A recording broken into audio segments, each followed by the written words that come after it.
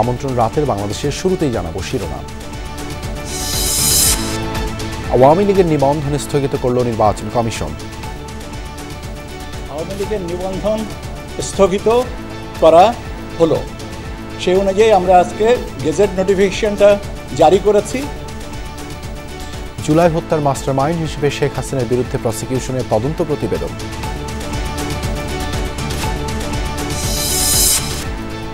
শাহবাগে সাজানোর নাটক হয়েছে, অভিযোগ মির্জা আব্বাসের। বললেন, অপবাদ দিয়ে বিএনপিকে শেষ করতে চায় একটি গোষ্ঠী। সংস্কার ছাড়াই ক্ষমতায় যেতে চাইছে কেউ কেউ, অভিযোগ এনসিপির। বিচারিক প্রক্রিয়ায় আওয়ামী লীগকে রক্ষার চেষ্টা হলে কঠোর আন্দোলনের হুঁশিয়ারি। বাংলাদেশের রাজনীতিতে আওয়ামী লীগকে কোনোভাবে পুনর্বাসনের আর কোনো সুযোগ নাই। শাসন পরিবর্তন হয়েছে, ব্যবস্থার কোনো পরিবর্তন হয়নি। আরেক দল এখন সেই বনভবনে যাওয়ার পায়তারা করছে।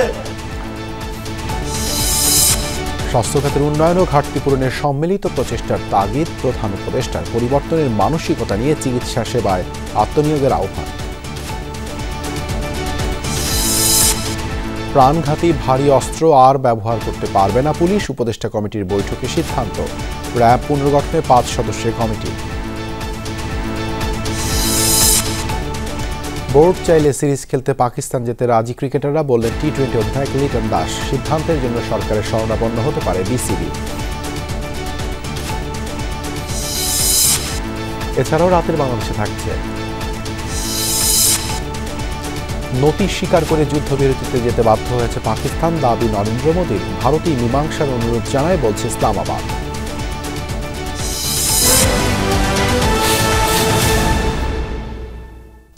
এতক্ষণ শিরোনাম দেখছিলেন, আপনাদের সঙ্গে আছি আমি দেবাশিস রঞ্জন সরকার। রাজনৈতিক কার্যক্রম নিষিদ্ধ করে স্বরাষ্ট্র মন্ত্রণালয়ের প্রজ্ঞাপনের পর এবার আওয়ামী লীগের নিবন্ধন স্থগিত করল নির্বাচন কমিশন। সিইসি নেতৃত্বে কমিশনারদের বৈঠক শেষে রাত 9:30টার দিকে এই সিদ্ধান্ত জানানো হয়। বলা হয় যে রাজনৈতিক দল হিসেবে আওয়ামী লীগের নিবন্ধন স্থগিত আছে। স্বরাষ্ট্র মন্ত্রণালয়ের প্রজ্ঞাপনের আলোকে এই সিদ্ধান্ত নেওয়া হয়েছে বলে জানান ইসির সিনিয়র সচিব। আওয়ামী লীগ এবং তার অঙ্গ সংগঠন এবং ভাতৃপ্রতিম সংগঠনগুলোর কার্যক্রম নিষিদ্ধ করেছে। তার ধারাবাহিকতায় ইলেকশন কমিশন সিদ্ধান্ত নিয়েছে যে আওয়ামী লীগের নিবন্ধন স্থগিত করা হলো। সেই অনুযায়ী আমরা আজকে গেজেট নোটিফিকেশনটা জারি করেছি। আপনারা গেজেটের কপিটা বিজি প্রেস থেকে পেয়ে যাবেন। এর আগে বিচার কার্যক্রম শেষ না হওয়া পর্যন্ত আওয়ামী লীগ ও অঙ্গ সংগঠনের রাজনৈতিক কার্যক্রম নিষিদ্ধ করে প্রজ্ঞাপন জারি করে স্বরাষ্ট্র মন্ত্রণালয়। এর ফলে দলটির কোনো ধরনের প্রকাশনা, গণমাধ্যম, অনলাইন ও সামাজিক যোগাযোগ মাধ্যমে কোনো প্রচারণা, মিছিল, সভা, সমাবেশ ও সম্মেলন করতে পারবে না। যেখানে এই ধরনের কার্যক্রম দেখা যাবে সেখানে আইনশৃঙ্খলা বাহিনী ব্যবস্থা নিবে বলে জানিয়েছেন স্বরাষ্ট্র উপদেষ্টা। ছাত্র জনতার গণ অভ্যুত্থানে 5 আগস্ট পতন হয় আওয়ামী লীগ সরকারের। এরপর থেকে গণহত্যার অভিযোগে দলটিকে নিষিদ্ধের দাবি ওঠে। সেই দাবি পূরণে আন্দোলনের মুখে সংশোধন করা হয় সন্ত্রাস বিরোধী ও আন্তর্জাতিক অপরাধ ট্রাইব্যুনাল সংক্রান্ত 2টি আইন। সংশোধিত অধ্যাদেশ আমলে নিয়ে বিচার না হওয়া পর্যন্ত আওয়ামী লীগ এবং ভাতৃপ্রতিম সংগঠনের সকল রাজনৈতিক কার্যক্রম নিষিদ্ধ করেছে স্বরাষ্ট্র মন্ত্রণালয়, জারি করেছে এ সংক্রান্ত প্রজ্ঞাপন। এখন প্রজ্ঞাপনে যে ধরনের ইনস্ট্রাকশন আছে আমরা ওই ধরনের মধ্যেই কাজ করব এবং আপনাদের অনুরোধ করব যেন আমরা ওই ধরনের ভাবে কাজ করে দিতে পারি। প্রজ্ঞাপন অনুযায়ী গণ অভ্যুত্থান ঠেকাতে আওয়ামী লীগ ও এর সংশ্লিষ্ট সকল সংগঠন, বিরোধী রাজনৈতিক দল ও ভিন্ন মতের মানুষের উপর হামলা, গুম, খুন, হত্যা, নির্যাতন ও ধর্ষণ সহ নানা নিপীড়নমূলক ও সন্ত্রাসী কর্মকাণ্ড পরিচালিত করে ত্রাসের রাজত্ব কায়েম করে। তাদের বিরুদ্ধে দেশি ও আন্তর্জাতিক প্রতিবেদনে লুট, অগ্নিসংযোগ, সন্ত্রাসী কার্যক্রম ও মানবতা বিরোধী অপরাধের অভিযোগ সুস্পষ্টভাবে প্রতিষ্ঠিত হয়েছে। এর ভিত্তিতে দলটির নেতাকর্মীদের বিরুদ্ধে আন্তর্জাতিক অপরাধ ট্রাইব্যুনাল এবং ফৌজদারি আদালতে অসংখ্য মামলা বিচারাধীন। এরপরও আওয়ামী লীগ ও এর সহযোগী সকল সংগঠন মামলার বিচারে প্রতিবন্ধকতা সৃষ্টি ও জননিরাপত্তা এবং সার্বভৌমত্ব বিপন্ন করার পাশাপাশি গণ অভ্যুত্থানে অংশগ্রহণকারী ছাত্র জনতার উপর হামলা, উস্কানিমূলক মিছিল ও রাষ্ট্রবিরোধী লিফলেট বিতরণ করছে। বিদেশ থেকে দলটির পলাতক নেত্রীসহ নেতাকর্মীরা সামাজিক যোগাযোগ মাধ্যমে দিচ্ছে অপরাধমূলক বক্তব্য। গণহত্যার অভিযোগে দায়ের করা মামলার বাদী ও সাক্ষীদেরও হুমকি দেওয়া হচ্ছে। এতে বিচার বিঘ্নিত ও সার্বিকভাবে আইন শৃঙ্খলা পরিস্থিতির অবনতি হওয়ার শঙ্কা দেখা দিয়েছে বলে মনে করে স্বরাষ্ট্র মন্ত্রণালয়।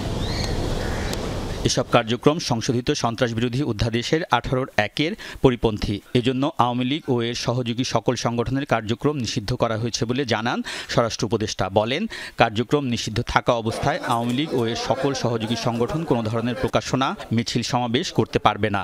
গণমাধ্যম, অনলাইন ও সামাজিক যোগাযোগ মাধ্যমেও চালাতে পারবে না কোনো প্রচারণা। অনেকগুলি মিছিলের কথা বললেন, তা আমরা সাথে সাথে অ্যাকশন নিয়ে নিব।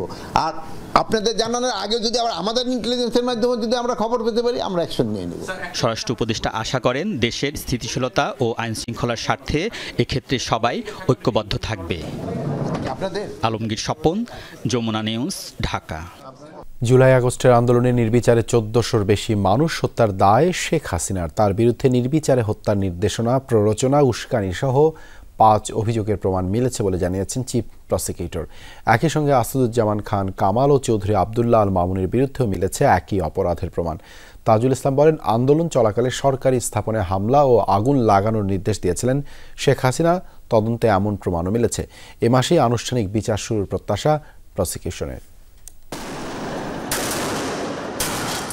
ছাত্র জনতার অভ্যুত্থানে 5 আগস্ট দেশ ছেড়ে ভারতে পালিয়ে যান সাবেক প্রধানমন্ত্রী শেখ হাসিনা। এর আগে জুলাই আন্দোলন দমাতে আইন শৃঙ্খলা বাহিনীর পাশাপাশি মাঠে নামানো হয় সশস্ত্র আওয়ামী লীগ ও অঙ্গ সহযোগী সংগঠনের নেতাকর্মীদের। নির্বিচারে গুলি চলে আন্দোলনকারীদের উপর। জুলাই হত্যাযজ্ঞের মাস্টারমাইন্ড হিসেবে সাবেক প্রধানমন্ত্রী শেখ হাসিনার বিরুদ্ধে সোমবার প্রসিকিউশনের কাছে তদন্ত প্রতিবেদন দাখিল করে আন্তর্জাতিক অপরাধ ট্রাইব্যুনালের তদন্ত সংস্থা। বলা হয়, আন্দোলন দমাতে তখন হত্যা করা হয় 1400-রও বেশি মানুষ, আহত 25,000। আর সেই হত্যাযজ্ঞের প্ররোচনা, উস্কানি আর নির্দেশ দেন তখনকার প্রধানমন্ত্রী শেখ হাসিনা। হুকুম বাস্তবায়নের নির্দেশের অভিযোগ শেখ হাসিনার 2 সহযোগী সাবেক স্বরাষ্ট্রমন্ত্রী আসাদুজ্জামান খান কামাল ও সাবেক আইজিপি চৌধুরী আবদুল্লাহ আল মামুনের বিরুদ্ধেও। তদন্তে শেখ হাসিনার বিরুদ্ধে উঠে আসা অভিযোগের তথ্য প্রমাণে আছে হত্যার পর লাশ পুড়িয়ে দেয়া, নিহতদের পোস্টমর্টেম করতে না দেয়া, আহতদের হাসপাতালে নিতে বাধা, এমনকি নিজে হাসপাতালে গিয়ে আহতদের চিকিৎসা না দেওয়ার নির্দেশনা। সরকারি স্থাপনায় আগুন লাগিয়ে আন্দোলনকারীদের বিরুদ্ধে দায় চাপানোর নির্দেশনার তথ্য উপাত্ত উঠে এসেছে তদন্ত প্রতিবেদনে। ব্রিফিংয়ে চিফ প্রসিকিউটর জানান, শেখ হাসিনা সহ 3 জনের বিরুদ্ধে সুনির্দিষ্ট 5 অভিযোগের সাপেক্ষে যথেষ্ট তথ্য উপাত্ত ও প্রমাণ হাতে এসেছে। অসংখ্য video footage, audio footage, audio clipping, এরপরে বুলেটস যেগুলো নিহতদের বা আহতদের শরীর থেকে উদ্ধার করা হয়েছে সেগুলো, বিভিন্ন জাতীয় আন্তর্জাতিক সংস্থা থেকে প্রাপ্ত যে সমস্ত ডকুমেন্ট, তথ্য প্রমাণাদি, আসামি যারা জবানবন্দি দিয়েছেন, স্বীকারোক্তি দিয়েছেন, সেগুলো সামগ্রিকভাবে এই অপরাধ প্রমাণের জন্য যা যা দরকার সেই ধরনের সাক্ষ্য প্রমাণ তদন্ত সংস্থা দাখিল করেছেন। তাজুল ইসলাম বলেন, আন্দোলনের সময় সরকারি স্থাপনায় নাশকতা চালানো হয়েছিল শেখ হাসিনার নির্দেশেই, যার দায় চাপিয়ে দেওয়া হয় আন্দোলনকারীদের উপর। বিভিন্ন সরকারি স্থাপনায় নিজেদের লোকদেরকে আগুন লাগিয়ে দিয়ে সেটার দায় চাপানোর ব্যাপারে নির্দেশনা দেওয়া হচ্ছিল, যে ব্যাপারে সরাসরি প্রধান আসামি শেখ হাসিনার যে বক্তব্য, যে টেলিফোনিক নির্দেশ, সেগুলো সরাসরি আমাদের তদন্ত সংস্থা হস্তগত হয়েছে। চিফ প্রসিকিউটর বলেন, রাজপথের চাপে বিচারে তড়িঘড়ি করা যাবে না। আন্তর্জাতিক মানের বিচার নিশ্চিত করতে যতটুকু সময় প্রয়োজন ততটা দেওয়া উচিত। সঠিক বিচারটা যাতে হয়, তাড়াহুড়া করতে গিয়ে যদি মামলাটা ফেল করে তাহলে আমাদের এই জাতির আকাঙ্ক্ষা কখনো পূরণ হবে না এবং সেটা ন্যায় বিচার করা হবে না।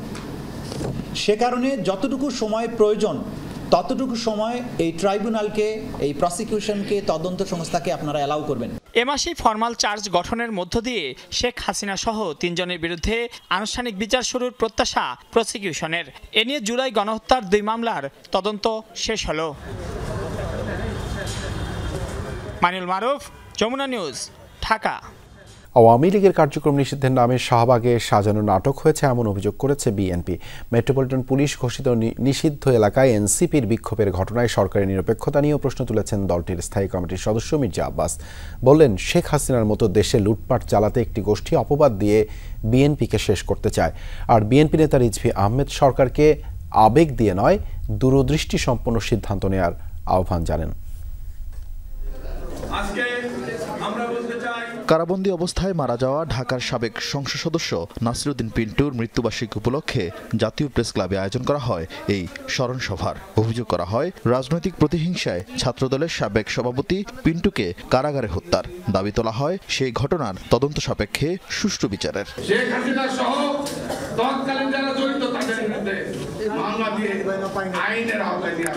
বক্তারা বলেন, গুম খুন দেশবিরোধী চুক্তিসহ নানা অপকর্মের আগে মানুষের দৃষ্টি সরাতে আওয়ামী লীগ সরকার নানা কৌশলের আশ্রয় নিয়েছিল। এক পর্যায়ে উঠে আসে সম্প্রতি শাহবাগে কয়েকটি রাজনৈতিক দলের লাগাতার আন্দোলন প্রসঙ্গ। বিএনপি স্থায়ী কমিটির সদস্য মির্জা আব্বাস পুরো ঘটনাকে নাটক হিসেবে আখ্যা দেন। বাংলাদেশে একটা সার্কাস জাতীয় কিছু একটা হচ্ছে। শাহবাগের এই নাটক কেন হঠাৎ করে? যে শাহবাগ আপনারা বন্ধ করেছেন, যে শাহবাগের এই এলাকাতে, এই সমস্ত এলাকাতে মিছিল মিটিং করা যাবে না, সেখানে সরকারের পৃষ্ঠপোষকতায় সরকারের দল এনসিপির লোকেরা ওখানে মিছিল মিটিং করে কিভাবে? খুব চেষ্টা করতে চালানোর জন্য বিএনপি নাকি আওয়ামী লীগকে কি করতে চায়, পুনর্বাসিত করতে চায়। আমাকে বড় ঠেকা পড়ে গেছে। মানবিক করিডোর দিয়ে বিশ্বের কোনো দেশ শান্তিতে নেই বলে দাবি করেন মির্জা আব্বাস। অভিযোগ করেন, দেশে সন্দেহভাজন বিদেশিদের আগমন বাড়ছে, অথচ সার্বভৌমত্ব রক্ষায় ইসলামপন্থী দলগুলোর নীরব। এই সরকারকে নিরপেক্ষ ভাবতে আমি পারছি না। তারা কোনো উদ্দেশ্য পারপাস সার্ভ করতেছে এই সরকার। কেউ এই করিডোর নিয়ে কোনো কথা বলছে না। কেন ভাই? কি কারণে? জামাত ইসলাম কথা বলে না কেন? অন্যান্য যে পীর সাহেব, বিভিন্ন পীর সাহেবেরা আছেন, ওনারা কথা বলেন না কেন? আবার বিএনপির বিরুদ্ধে কথা বলার সময় এক হয়ে যান। অর্থাৎ বিএনপিকে শেষ করতে পারলেই বাংলাদেশটাকে লুটে পুটে আবারও খাওয়া যাবে আওয়ামী লীগের মতো। প্রেস ক্লাবে আরেক অনুষ্ঠানে কথা বলেন বিএনপির সিনিয়র যুগ্ম মহাসচিব রুহুল কবির রিজভী। কিছু সংস্কার শেষ করে নির্বাচিত সরকারের জন্য দৃষ্টান্ত রেখে যেতে অন্তর্বর্তী সরকারের প্রতি আহ্বান জানান তিনি। এখন থেকে এমন কিছু আপনারা উদ্যোগ গ্রহণ করতেন যেটা একটা দৃষ্টান্ত হয়ে থাকতো। আপনারা সংস্কারের কথা বলছেন, আপনারা কিছু সংস্কার আপনারা ক্ষমতায় থাকতেই দেখেন না কেন? আরিফিন শাকিল, যমুনা নিউজ, ঢাকা। সংস্কার ছাড়াই গণভবনে যেতে চাইছে একটি দল, এমন অভিযোগ করেছে এনসিপি। বিচারিক প্রক্রিয়ায় আওয়ামী লীগকে রক্ষার চেষ্টা হলে কঠোর আন্দোলনের হুঁশিয়ারি দিয়েছেন দলটির নেতারা।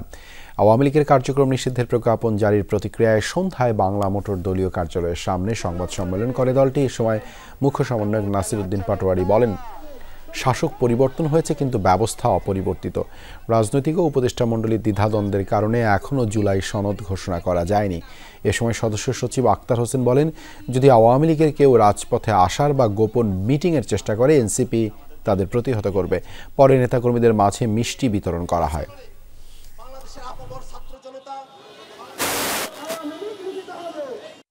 বাংলাদেশের রাজনীতিতে আওয়ামী লীগকে কোনোভাবে পুনর্বাসনের আর কোনো সুযোগ নাই। যেখানে আওয়ামী লীগের কোনো দোষরকে পাওয়া যাবে, সেখানেই তাকে প্রতিহত করা হবে। শাসন পরিবর্তন হয়েছে, ব্যবস্থার কোনো পরিবর্তন হয়নি। আরেক দল এখন সেই গণভবনে যাওয়ার পায়তারা করছে, কোনো সিস্টেম পরিবর্তন না করে। প্রধান উপদেষ্টা ডক্টর মোহাম্মদ ইউনূস বলেছেন, স্বাস্থ্য খাতে সমস্যা নিয়ে একে অপরকে দোষারোপ না করে সবাই মিলে সমাধান করতে হবে। দুপুরে নিজ কার্যালয়ে সিভিল সার্জন কনফারেন্সের উদ্বোধনীতে তিনি বলেন, অন্য যে কোনো পেশার চেয়ে চিকিৎসকদের মানব সেবার সুযোগ বেশি। এ কথা ডাক্তারদের স্মরণ রাখার তাগিদ দেন প্রধান উপদেষ্টা। বলেন, স্বাস্থ্যসেবায় সুনির্দিষ্ট কোনো কাঠামো লাগে না। দেশে প্রথমবারের মতো অনুষ্ঠিত হলো সিভিল সার্জন সম্মেলন। রাজধানীর তেজগাঁয়ের প্রধান উপদেষ্টার কার্যালয়ে ছিল এর আয়োজন। সম্মেলনের উদ্বোধন করেন অন্তর্বর্তী সরকার প্রধান উপদেষ্টা ডক্টর মোহাম্মদ ইউনূস। এই যে একটা জোয়ার, এই জোয়ারের মধ্যে যদি আমরা ঢুকে পড়ি। প্রথমবারের মতো সিভিল সার্জন সম্মেলন অনুষ্ঠিত হয় ধন্যবাদ জানান প্রধান উপদেষ্টা। বর্তমান অবস্থা নিয়ে দোষারোপ না করে স্বাস্থ্য খাতের উন্নয়ন ও ঘাটতি পূরণে সবার সম্মিলিত প্রচেষ্টার তাগিদ দেন ডক্টর ইউনূস। পরিবর্তনের মানসিকতা নিয়ে চিকিৎসা সেবায় আত্মনিয়োগে চিকিৎসকদের প্রতি আহ্বান জানান তিনি। স্বাস্থ্য খাতের দুর্নীতির বিষয়েও কথা বলেন ডক্টর ইউনূস। এই পরিস্থিতির মধ্যে সমস্ত অভাব এবং ঘাটতির মধ্যে আমরা ইচ্ছে ভালো করি।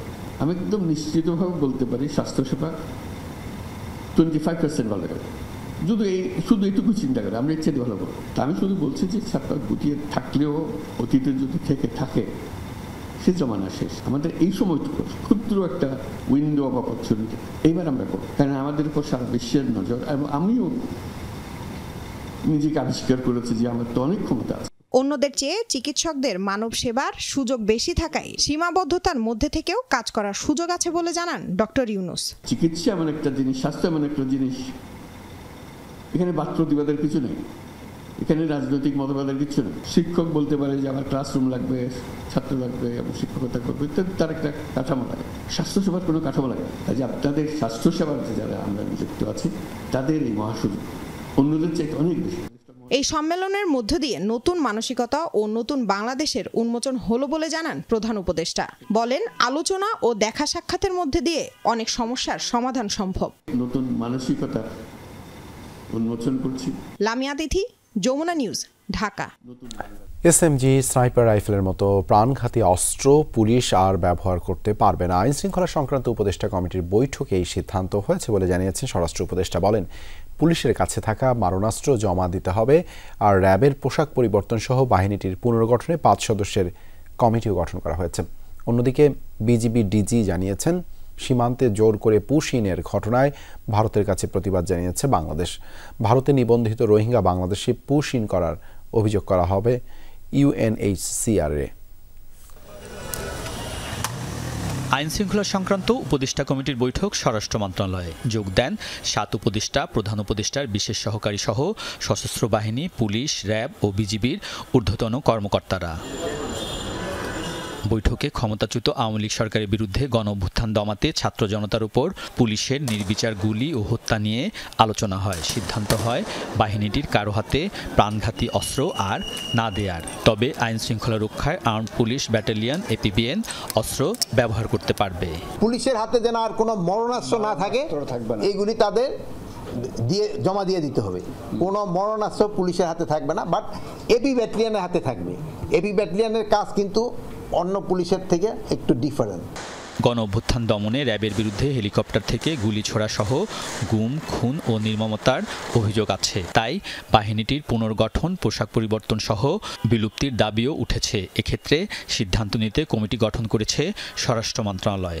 র্যাব এই পুনর্গঠন কিভাবে হবে, এটা এই নামে থাকবে কিনা, এই ড্রেস থাকবে কিনা, বা এই ফোর্স থাকবে কিনা, বা কিভাবে অর্গানাইজ হবে, ওইটা একজন উপদেষ্টার নেতৃত্বে একটা কমিটি করে দেওয়া হয়েছে। উপদেষ্টা কমিটির বৈঠকে ভারত থেকে সীমান্তে বাংলাদেশিদের পুশিনের ঘটনা নিয়েও আলোচনা হয়েছে। বিজিবি ডিজি জানিয়েছেন, এখন পর্যন্ত 42 জন রোহিঙ্গা সহ 202 জনকে পুশিন করেছে বিএসএফ। এর মধ্যে 5 জন রোহিঙ্গা ভারতের ক্যাম্পে নিবন্ধিত।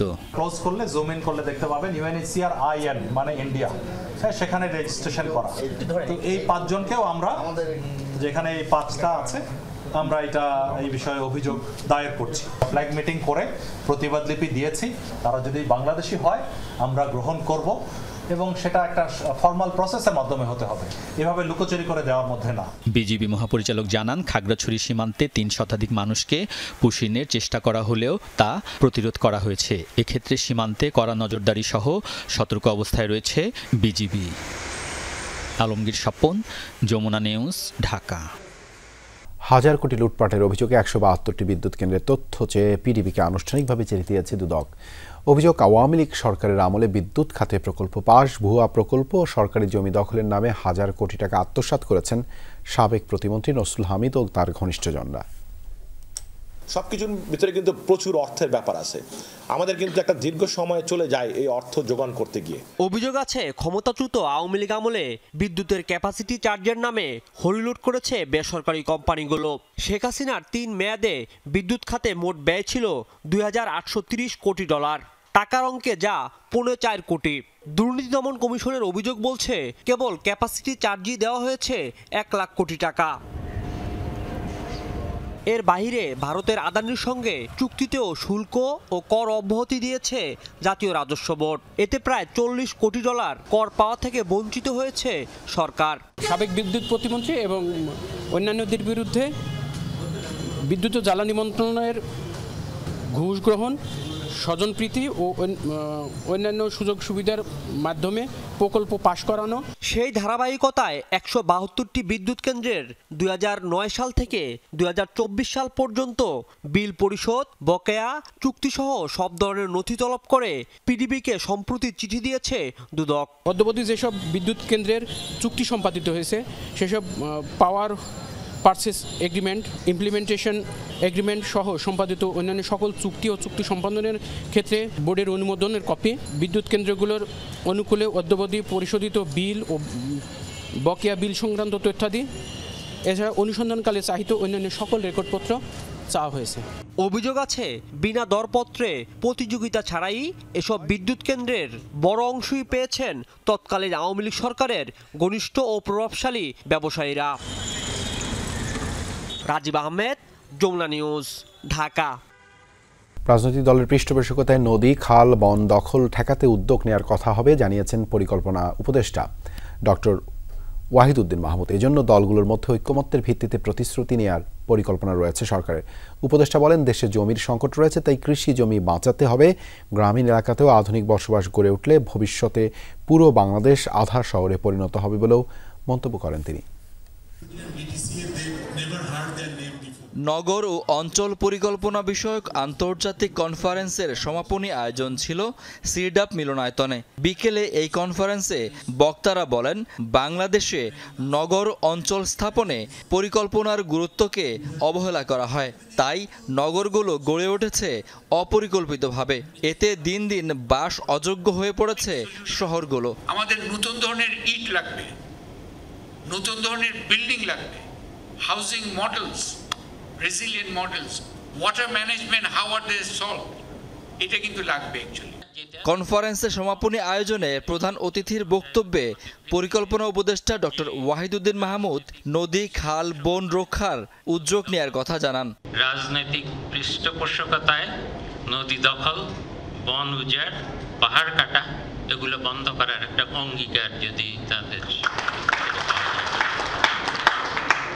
এটা ঐক্যমতের মধ্যে মিনিমাম প্যাকেজ, যেটা 2টা প্যাকেজ আছে, তো ছোট প্যাকেজ হলে ডিসেম্বরে নির্বাচন, আমাদের সময় কম, এর মধ্যে ঢোকানো যায় কিনা। পরিকল্পনা উপদেষ্টা বলেন, দেশকে এগিয়ে নিতে হলে কলকারখানা স্থাপন করতে হবে। পরিবেশের কম ক্ষতি করে এগুলো স্থাপনের পরিকল্পনা করা হচ্ছে বলে জানান তিনি। গ্রামীণ পর্যায়েও আমাদের এই পরিকল্পনা, এই স্পেশাল প্ল্যানিং, স্থানিক পরিকল্পনার দরকার আছে। এবং আমাদের আস্তে আস্তে আমরা যদি সামনের দিকে এগোই, আমাদের যদি অর্থনীতি আরও, আমরা আশা করব তো অর্থনীতি আরও উপরের দিকে ওঠে, অর্থনৈতিক প্রবৃদ্ধির সঙ্গে সঙ্গে আমাদের নগরায়ন হতেই হবে, আমাদের শিল্পায়ন আরও হতেই হবে, এবং পুরো বাংলাদেশ আসলে একটা আধার শহরে পরিণত হবে। কৃষি জমি আমরা যতদূর পারি রক্ষা করব। উপদেষ্টা বলেন, ভালো উদ্যোগ থেকে কোনো প্রকল্প নেওয়া হলেও দুর্নীতির কারণে শেষ পর্যন্ত সেগুলো বোঝা হয়ে দাঁড়ায়। Shakil Hasan, Jamuna news, Dhaka. Cyber bullying প্রতিরোধে নারীদের নিয়ে একটি ইউনিট গঠন করা হবে, এমনটাই জানিয়েছেন নারী ও শিশু বিষয়ক উপদেষ্টা শারমিন মুর্শিদ। রাজধানীতে এক আলোচনা সভায় অংশ নিয়ে বক্তারা বলেন, নারী ও পুরুষ একে অপরের পরিপূরক হয়ে কাজ করলেই দেশ এগিয়ে যাবে, তবে নারী নানাভাবে প্রতিবন্ধকতার শিকার হচ্ছে। অনুষ্ঠানে উপদেষ্টা বলেন, বৈষম্যহীন নতুন বাংলাদেশের প্রত্যাশা ছিল সবার, তাই নারী পুরুষের বৈষম্য দূর করতে সরকার কাজ করে যাচ্ছে। জাতীয় প্রেস ক্লাবে কথা বলো নারী আয়োজিত সংকট ও সম্ভাবনায় নারীর চোখে আগামীর বাংলাদেশ শীর্ষক আলোচনা। এতে অংশ নেন নারী ও শিশু বিষয়ক উপদেষ্টা শারমিন এস মুর্শিদ সহ দেশের বিভিন্ন ক্ষেত্রে প্রতিষ্ঠিত নারীরা। অনুষ্ঠানে অংশ নেয়া নারীরা বলেন, দেশের বিভিন্ন ক্রান্তিকালে নারীরা বারবার ঢাল হয়ে সম্মুখ সারিতে দাঁড়িয়েছে। সেই নারীদের অধিকারের প্রশ্ন আসলেই সামাজিকভাবে ও অনলাইন বুলিংয়ের মাধ্যমে হেয় প্রতিপন্ন করা হয়। নারী ও পুরুষ পরস্পরের পরিপূরক হয়ে কাজ করবে, এমন একটি বাংলাদেশের প্রত্যাশা করেন তারা। ইনবক্সের মেসেজগুলো চেক করি না ইচ্ছাকৃতভাবে, কারণ শুধুমাত্র যে গালি, খারাপ মন্তব্য বিষয়টা এমন না, ধর্ষণ থেকে শুরু করে পরিবারের মানুষদের মানে যেই ধরনের হুমকি, মানে প্রকাশ্যে ধর্ষণ, হত্যা, এই ধরনের যে হুমকি দেওয়া হচ্ছে। সম্প্রতিকালে একটা মিম দেখলাম মেয়েদেরকে টার্গেট করে, যে মেয়ে নাকি কামাই করে তার লাগে না জামাই, আর যে মেয়ে নাকি জামাই আছে তার লাগে না কামাই। নারীদের কথা বলার জন্য আলাদা করে কোনো সভা সেমিনার যেন দরকার না হয়, নারীদের কেন আসলেই মানুষ হিসেবে গণ্য করা হয়। অনুষ্ঠানে আলোচকরা বলেন, নারীরা সবচেয়ে বেশি হেনস্থার শিকার হচ্ছে সামাজিক যোগাযোগ মাধ্যমে। অনলাইন বুলিংয়ের বিষয়ে সরকারকে সিরিয়াসলি ব্যবস্থা নেওয়ারও আহ্বান জানান তারা। বলেন, জুলাই অভ্যুত্থান পরিবর্তনের জন্য হয়েছে, তাই পরিবর্তন করতে গিয়ে বাধা আসলেও কাজ করে যেতে হবে। নারীকে নির্যাতন করে নিচু রেখে কোনো অবস্থাতেই আপনারা ভালো নাই, আপনারা যারা ভালো থাকে আপনারা তাদের সেবাদাসী মাত্র। মেয়েদের সাথে এই পরিমাণ অনলাইন হ্যারাসমেন্ট চলে প্রতি মুহূর্তে, সেগুলোকে সরকারের পক্ষ থেকে সামান্য কন্ডেম করা, একটা মৌখিক কন্ডেম করারও আজ পর্যন্ত কোনো কর্মসূচি দেখিনি। আলোচনায় প্রধান অতিথির বক্তব্যে সমাজ কল্যাণ এবং শিশু ও নারী বিষয়ক উপদেষ্টা শারমিন এস মুর্শিদ বলেন, নারীরা সবচেয়ে বেশি হেনস্থার শিকার হচ্ছে সামাজিক যোগাযোগ মাধ্যমে। এই সাইবার বুলিংয়ের বিরুদ্ধে ব্যবস্থা নিতে দ্রুত একটি ইউনিট গঠনের প্রতিশ্রুতি দেন তিনি। বৈষম্যহীন নতুন বাংলাদেশ, এইটুকুই যদি আমি ধারণ করি এবং এইটুকুই ছিল তোমাদের চাহিদার জায়গা, তাহলে এখানে নারী পুরুষের বৈষম্য দূর করাটা বাঞ্ছনীয়। বৈষম্যহীন নতুন বাংলাদেশ গড়তে সরকার কাজ করে যাচ্ছে জানিয়ে উপদেষ্টা বলেন, দেশকে এগিয়ে নিতে নারী পুরুষের পার্থক্য দূর করে পরিপূরক হয়ে কাজ করতে হবে। কিছু পলিটিক্যাল বইপত্র পড়তে পারি। শামীম রেজা, যমুনা নিউজ, ঢাকা। হবিগঞ্জে ব্যাটারি চালিত অটোরিকশায় যাত্রী ওঠানোকে কেন্দ্র করে দুপক্ষের সংঘর্ষে ওসি ও 5 পুলিশ সহ অন্তত 30 জন আহত হয়েছেন। দুপুরে শহরের শায়েস্তানগর এলাকায় এই ঘটনা ঘটে। স্থানীয়রা জানায়, বহুলা ও শায়েস্তানগর এলাকার 2 অটোরিকশা চালকের মধ্যে যাত্রী ওঠানো নিয়ে কথা কাটাকাটি হয়। এরই জের ধরে 2 এলাকার বাসিন্দারা দেশীয় অস্ত্র নিয়ে সংঘর্ষে জড়িয়ে পড়েন। খবর পেয়ে পুলিশ ও সেনাবাহিনী ঘটনাস্থলে গিয়ে পরিস্থিতি নিয়ন্ত্রণের চেষ্টা করে। ঘণ্টাব্যাপী সংঘর্ষে পুলিশ সহ উভয় পক্ষের অন্তত 30 জন আহত হয়। সদর মডেল থানার ওসি জানান, বর্তমানে পরিস্থিতি নিয়ন্ত্রণে রয়েছে, এলাকায় অতিরিক্ত পুলিশ মোতায়েন করা হয়েছে।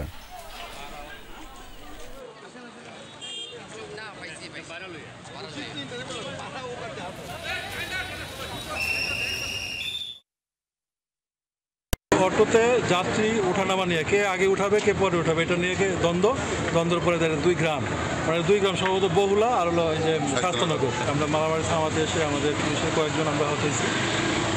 আপাতত পরিস্থিতি স্বাভাবিক। অবশেষে দীর্ঘদিন পরিত্যক্ত অবস্থায় থাকা চট্টগ্রামের রেলওয়ে হাসপাতালটি সর্বসাধারণের জন্য উন্মুক্ত হয়েছে। আজ থেকে চালু হয়েছে আউটডোর। এটি সাজানো হচ্ছে নতুন রূপে, পদায়ন করা হয়েছে চিকিৎসক ও নার্স। প্রাথমিকভাবে চালু হলেও আনুষ্ঠানিক উদ্বোধন 14 মে। বছরের পর বছর ধরে অনেকটা অচল ও পরিত্যক্ত অবস্থায় থাকা রেলওয়ে হাসপাতালকে নতুন রূপ দিতে চলছে এই কার্যক্রম। এতদিন রোগী চিকিৎসক কেউ না থাকায় অনেকটা ভুতুড়ে পরিবেশ ছিল। চিকিৎসা সেবা নিতে পারত শুধু রেলের কর্মকর্তা কর্মচারী ও তাদের পরিবারের সদস্যরা। অবশেষে এই হাসপাতাল উন্মুক্ত হয়েছে সর্বসাধারণের জন্য। আজ থেকে চালু হয়েছে আউটডোর। প্রাথমিকভাবে মেডিসিন, শিশু, গাইনি ও সার্জারি বিভাগের সেবা মিলছে। এরই মধ্যে 19 জন চিকিৎসক ও 6 জন নার্স পদায়ন করেছে স্বাস্থ্য মন্ত্রণালয়। তবে আনুষ্ঠানিকভাবে হাসপাতালটির কার্যক্রম উদ্বোধন হবে 14 মে বুধবার। আমরা চাই যে এটা অত্যাধুনিক একটা হাসপাতাল হয়ে যাক এবং সেই কারণে এটার বিভিন্ন ইকুইপমেন্ট লাগবে। এর জন্য আমাদের হেলথ থেকে ইকুইপমেন্ট চাই এবং ঔষধ যাতে পর্যাপ্ত ঔষধ দেয়। রেলকর্মীদের পাশাপাশি হাসপাতালটি সর্বসাধারণের জন্য উন্মুক্ত করায় সাধারণ মানুষ উপকৃত হবে এবং সরকারি হাসপাতালগুলোতে চাপ কিছুটা কমবে বলে আশা কর্তৃপক্ষের। এটা অবশ্যই একটা ইতিবাচক দিক। সরকারের উদ্যোগে এটা খুব অল্প সময়ের মধ্যে ব্যবস্থা নেওয়া হচ্ছে। তো আমরা আশা করি হাসপাতালটা একটু জনসাধারণের জন্য উন্মুক্ত করে দিলে এখান থেকে সবাই সেবা পেতে পারে।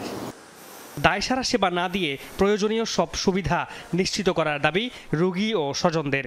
স্বাস্থ্য অধিদপ্তর থেকে এখানে ভালো ডাক্তার দিলে ভালো সেবা পাবে। মেডিকেলে যেতাম, বাইরে ক্লিনিকে যেতাম, যদি এখানে সেবার মান বাড়ে তাহলে আমাদের অনেক ভালো হবে। আমরা বাইরে চিকিৎসা করতে গেলে আমাদের 1000 টাকা 700 টাকা ভিজিট নেয়, আমাদের পক্ষে সম্ভব না। আমরা ছোট স্টাফ, এখানে যদি চিকিৎসা পাই বাইরের মানুষের জন্য উপকার হলো। চট্টগ্রাম মেডিকেল কলেজ হাসপাতালে গেলে অনেক দেরি হয়, তা থেকে এখানে মানুষ সহজে আসতে পারে এবং এখানে পরিবেশটা ঠান্ডা আছে। জনবল ও শয্যা সংখ্যা বাড়ানোর পর ইনডোর এবং রোগী ভর্তির কার্যক্রম চালুর পরিকল্পনা কর্তৃপক্ষের। মামুন রশিদ তৌফি, যমুনা নিউজ, চট্টগ্রাম। আওয়ামী লীগের কার্যক্রম নিষিদ্ধ হয়, সাংস্কৃতিক অনুষ্ঠান ও ভোজের আয়োজন হয়েছে রাজধানীতে। শাহবাগে জাতীয় জাদুঘরের সামনে আয়োজন করে জুলাই রেভলিউশনারি অ্যালায়েন্স ও private university national alliance of Bangladesh PUNAB. এ সময় জুলাই অভ্যুত্থানের শহীদদের স্মরণে দাঁড়িয়ে 1 মিনিট নীরবতা পালন করা হয়। মঞ্চে জুলাই অভ্যুত্থান নিয়ে পরিবেশিত হয় গান, কবিতা। আয়োজকরা আওয়ামী লীগকে পুরোপুরি নিষিদ্ধ ঘোষণা, রাষ্ট্রপতিকে অপসারণ, দ্রুত সময়ের মধ্যে জুলাই সনদ ঘোষণা সহ বেশ কিছু দাবি তুলে ধরেন। খিচুড়ি ভোজনের মধ্যে দিয়ে শেষ হয় আয়োজন।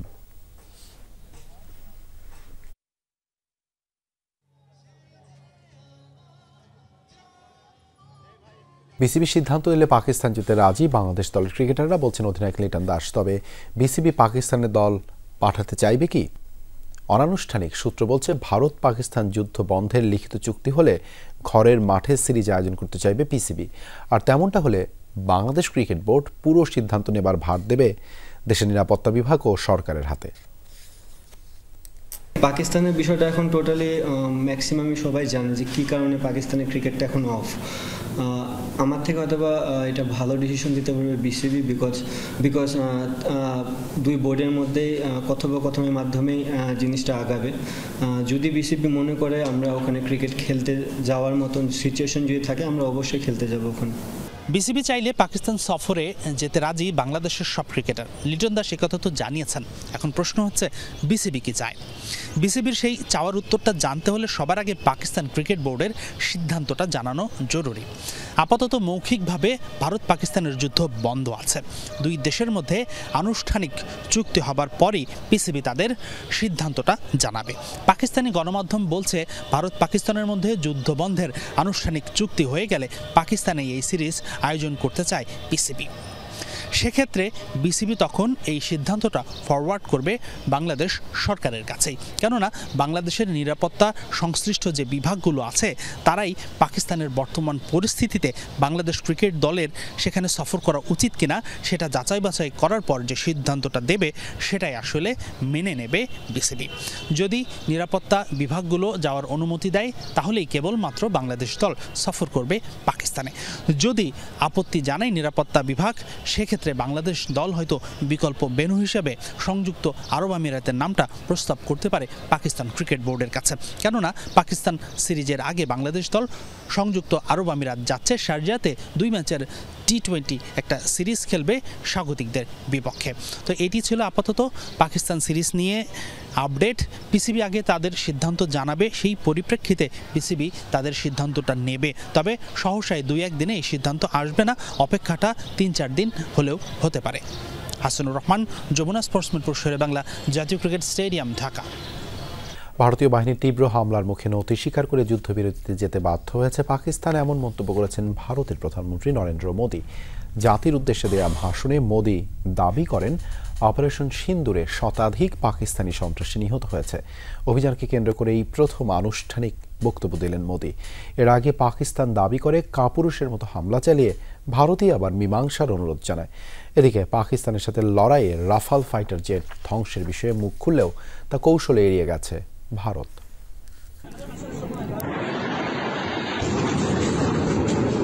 পেহেলগামে সন্ত্রাসী হামলাকে কেন্দ্র করে অপারেশন সিন্ধু শুরু করে ভারতীয় সামরিক বাহিনী। তার পাল্টা জবাবে পাকিস্তানও শুরু করে অপারেশন বুনিয়ানুন মারসুস। লড়াই যখন তীব্র রূপ নেয় তখন গেল শনিবার যুদ্ধবিরতিতে সম্মত হয় দুপক্ষই। আর ভারতবাসী কি তরফ সে স্যালুট করতা হুঁ।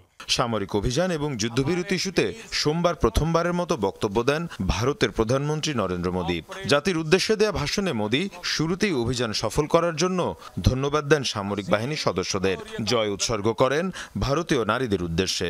हमारे देश की हर माता को, देश की हर बहन को और देश की हर बेटी को ये पराक्रम समर्पित करता हूं। মোদী দাবি করেন অভিযানে শতাধিক সন্ত্রাসী নিহত হয়েছে। পুরো বিশ্বের সামনে পাকিস্তানকে দুর্বল করে দিয়েছে ভারতীয় সেনারা, এমন দাবিও করেন তিনি। साथियों, ऑपरेशन सिंदूर আমাদের সেনারা পাকিস্তানের নির্ভুল অভিযান চালায়। সন্ত্রাসীরা স্বপ্নেও ভাবেনি ভারত এত বড় পদক্ষেপ নিতে পারে, কিন্তু সবাই যখন এক হয়, দেশকে প্রাধান্য দেয়, তখন দুঃসাহসী সিদ্ধান্ত নেওয়া সম্ভব হয়। যখন পাকিস্তানে ভারতের মিসাইল ড্রোন আঘাত হানে, তখন তাদের অবস্থানই নয়, তাদের সাহসও মিটে গেছে। ভাষণে ভারতীয় প্রধানমন্ত্রী দাবি করেন, অভিযানের তীব্রতার কাছে নতি স্বীকার করতে বাধ্য হয় পাকিস্তানি সেনারা, ফলে তারা বাধ্য হয় যুদ্ধবিরতির জন্য। इसी मजबूरी में 10 मई की दोपहर को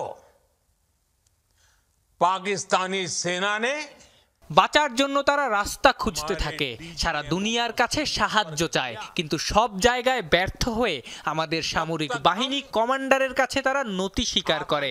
তারা বলেছে যে পাকিস্তান আর হামলার সাহস করবে না, তাই সবকিছু বিবেচনায় আমরা এই অভিযান স্থগিত করেছি। आतंकियों को मौत के घाट उतार दिया गया था। এর আগে যুদ্ধবিরতি লঙ্ঘন ইস্যুতে ব্রিফ করে পাকিস্তান আইএসপিআর। কাপুরুষের মতো হামলা চালিয়ে নিজেরাই আবার মীমাংসার অনুরোধ জানিয়েছে ভারত, এমন দাবি ইসলামাবাদের। অন্যদিকে ধ্বংস হওয়া রাফাল ফাইটার জেট নিয়ে অবশেষে মুখ খুলেছে ভারত। বিষয়টি অস্বীকার না করলেও তা কৌশলে এড়িয়ে যান ভারতীয় এয়ার মার্শাল একে ভারতী। ক্ষয়ক্ষতির জন্য তথ্য না দিলেও ভারতের দাবি সফল হয়েছে অপারেশন সিন্দুর। মীর মুশফিকা হাসান, যমুনা নিউজ। ভারত পাকিস্তান যুদ্ধ বন্ধ না হলে তা পরমাণু সংঘাতে গড়াতো, এমন দাবি করেছেন মার্কিন প্রেসিডেন্ট ডোনাল্ড ট্রাম্প।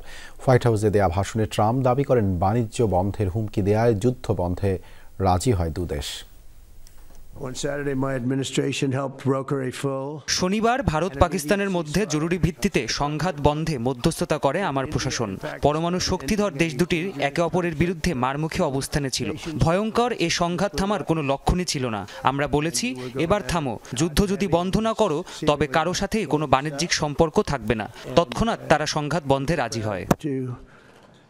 নানা নাটকীয়তার পর অবশেষে পাল্টাপাল্টি শুল্ক কমানোর বিষয়ে সম্মত হয়েছে চীন যুক্তরাষ্ট্র। আগামী 90 দিনের জন্য দুদেশ একে অপরের পণ্যের উপর আরোপ করা শুল্ক 115% কমানোর বিষয়ে সম্মত হয়েছে। এর পাশাপাশি দুই দেশই আমদানি করা পণ্যের উপর নতুন করে শুল্ক আরোপ না করার বিষয়ে সমঝোতা হয়েছে। টানা 2 দিন ধরে সুইজারল্যান্ডের জেনেভায় চলা বৈঠকের পর এই সমঝোতার সিদ্ধান্ত নেন দুদেশের প্রতিনিধিরা। চীন যুক্তরাষ্ট্র বাণিজ্য যুদ্ধের পর এই প্রথম মুখোমুখি আলোচনায় বসে দেশ দুটি।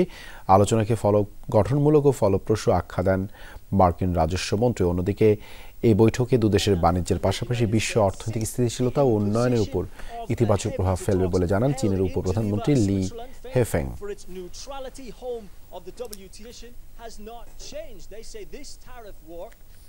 এই ছিল রাতের বাংলাদেশে। এতক্ষণ আমাদের সাথে থাকার জন্য ধন্যবাদ সবাইকে।